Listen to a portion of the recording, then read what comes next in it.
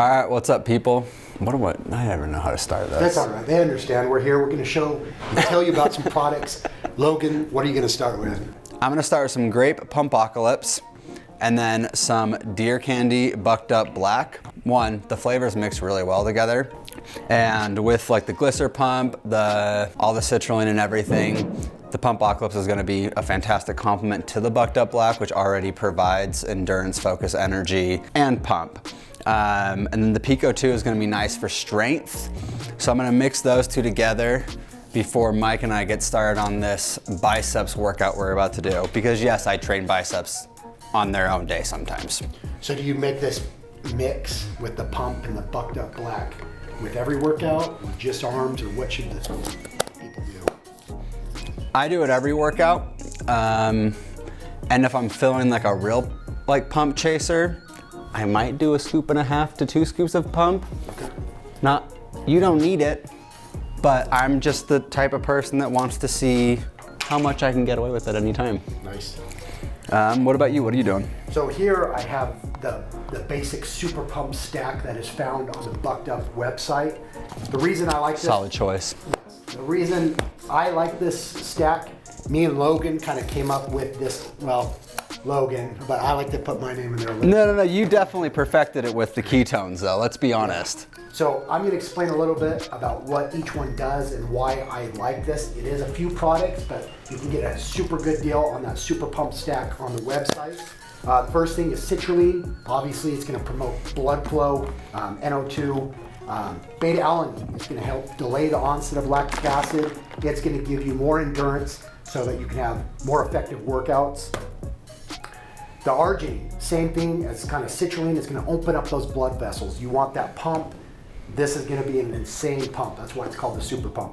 BAMF, this is my choice. Woke is great. The original bucked up is great. Even the non-stim. Sometimes I'll add the non-stim if I'm working out at night.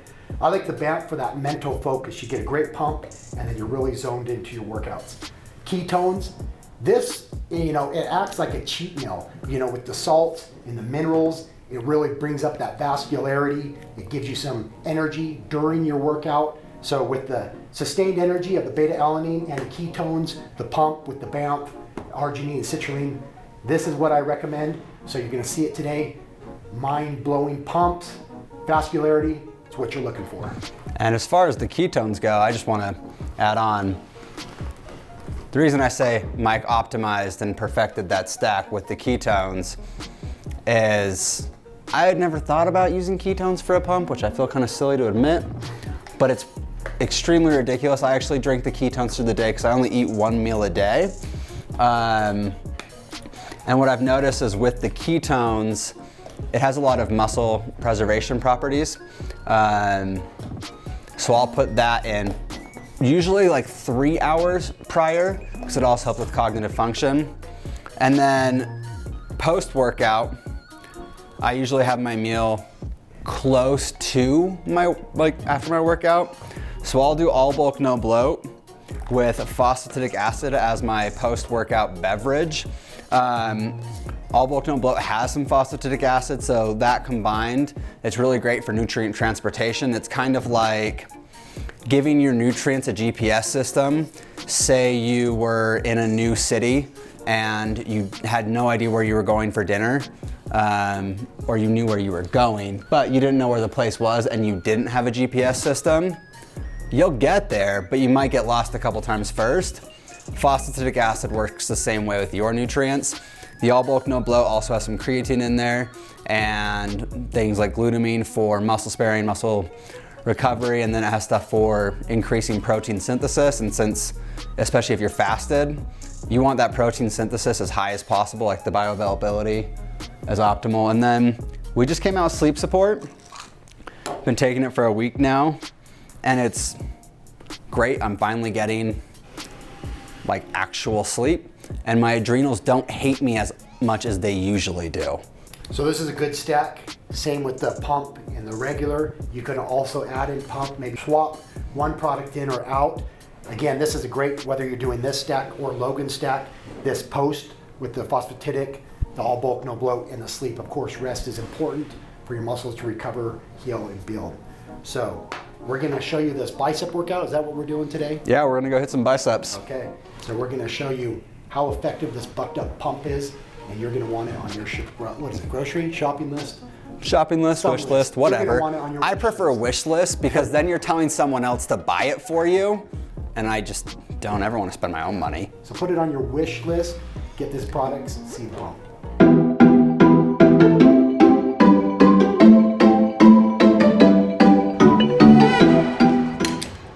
The reason we warm up with that, you'll notice that focusing mostly on that contraction. When you get further in, when you're pumped, it's a lot more difficult to get a full peak contraction because, you know, the whole idea is you want to get a stellar pump. So you start off with that when you can actually fully work that peak contraction, hit that long head, and then you'll get that nice sexy bump or cute bump if you want me to be PC about it, which is also why Mike and I are still wearing our hoodies, because we don't want to show you our arms until we actually have a pump going.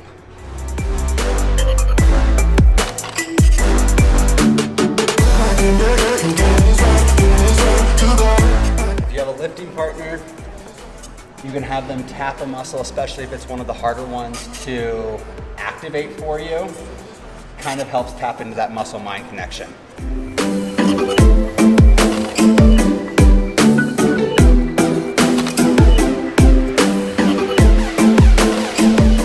And if someone ever tells you too easy, it means you're not going hard.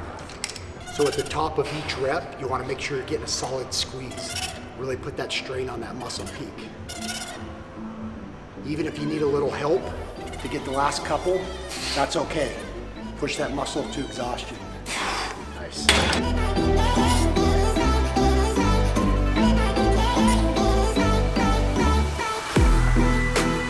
All right, right now we're gonna use a straight bar. We are curling in the squat rack, but there's one, no one else in the gym, and two, they don't actually have any straight bars. So our goal right now is we wanna hit that short head to kind of give it that fuller look. On the inside, it rests like right by your pec and your oblique. And so we're gonna kind of find our working weight before we go into some heavy cheat girls. We'll superset that with something more controlled, so you guys don't think all of us just do cheat girls.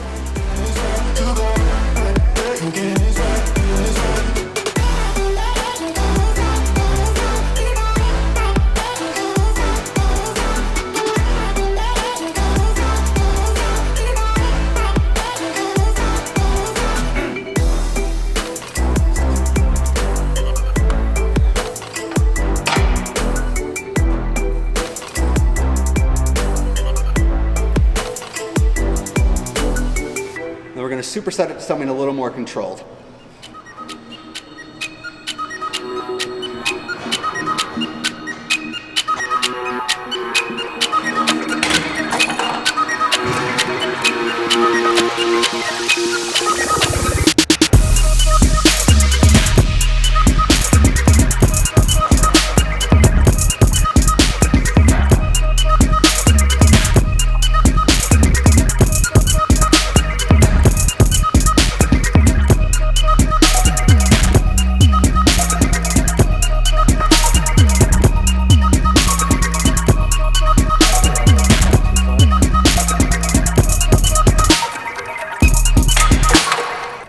A lot of people will do like dumbbell preachers, regular preacher bench as a detail exercise, and so they'll do like 8 to 12 to 15, 20 reps. That's fine.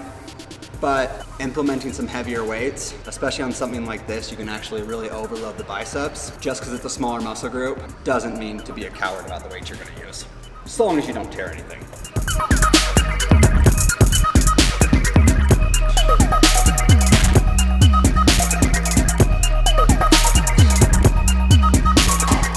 You notice I didn't do full range of motion because it's a really quick way to tear your biceps on the preacher bench, because your like attachment right here, it's kind of in a compromised position.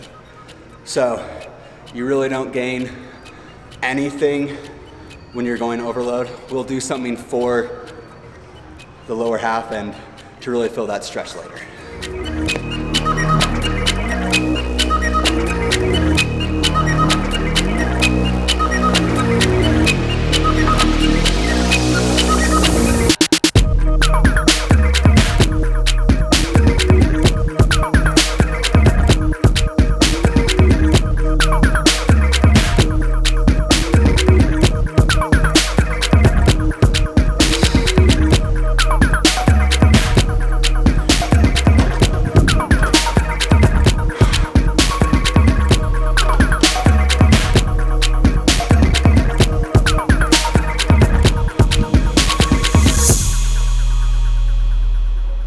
there's a couple different ways that you can do these drop sets. One way is to go through the whole drop set by yourself. This, you're gonna experience muscle fatigue and exhaustion, and obviously you're gonna have to keep dropping the weights in increments so that you're able to get a few reps. Another way to do it is with a partner, or to take time in between each set. So say I'm doing 55 now, I would go to complete muscle exhaustion, then my partner would jump in, go to his muscle exhaustion, then we would drop the weight. This would give you a little bit more rest and make it so you're able to lift a little bit more weight. But either way is fine. They're both gonna reach muscle exhaustion. One's lifting heavier for more stress, and one's completely fatiguing the muscle and building more of the endurance for the muscle. So we're going through the whole set from 55s to 45s to 35s, about 10 reps each or to failure.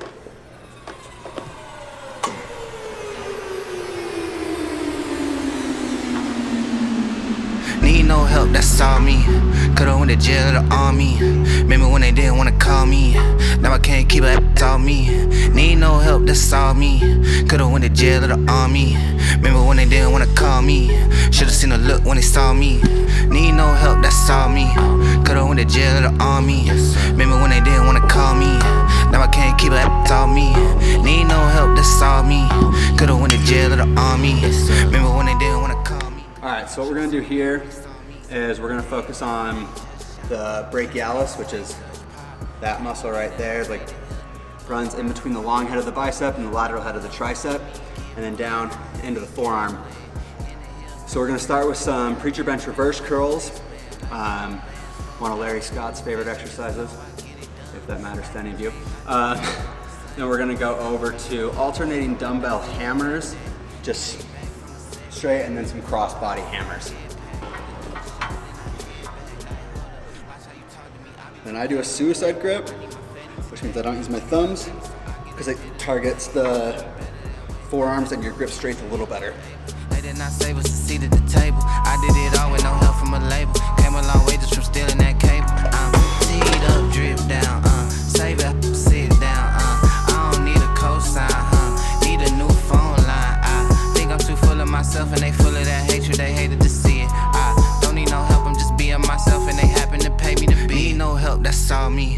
Could've went to jail or the army. Remember when they didn't wanna call me. Now I can't keep it, that's all me. Need no help, that's all me. Could've went to jail or the army. Remember when they didn't wanna call me. Should've seen a look when they saw me. Need no help, that's all me. Could've went to jail or the army. Remember when they didn't wanna call me. Now I can't keep it, that's all me. Need no help, that's all me. Could've went to jail or the army. Remember when they didn't wanna. So what Mike is gonna do is we want to get some time under tension, make sure there's no momentum left, because right now your biceps should already be nearly smoked. So the idea is we're gonna go as slow as possible, about 4 to 5 seconds up. We'll make sure we get a full stretch at the very bottom, and then 4 to 5 seconds down, of course, as well. Don't really pause anywhere. We just want to make sure we're finishing those biceps off. Mike will have a really hard time finishing his biceps off with 50 pounds because he has the craziest endurance of anyone I've ever met. Tell him that daddy is home. Truly, he glad to be home. These gravity prone. Tell by the way that he look and he mad that he on. I've been on 10 with the 10 to the hoes in the market until there's no hoes in my pocket. These tend to be lying and tend to be hating on me cause I told them to stop it. Totally opposite every opinion. I'm doing whatever I'm feeling. Seem like the only few times when I asked for advice, what they gave me was never appealing. Lately, I feel like the man at a minute. Last thing, Zotmans are gonna hit pretty much everything. You're gonna get a good pronation for the brachialis. You're gonna get full supination. And then since we're on an incline, you're gonna get a nice stretch. If you have any sort of like bicep tears or shoulder issues, incline curls can be a little bit nerve-wracking just because your shoulder and like the attachment where your long head attaches can be in the kind of a compromised position. Now I can't keep it, that's all me. Need no help, that's all me. Could've went to jail or the army. Hey, Logan, I thought we were done with biceps. We are, Let's go. but I really like biceps. Come on. Okay. When they didn't wanna call me. Should've seen a look when they saw me.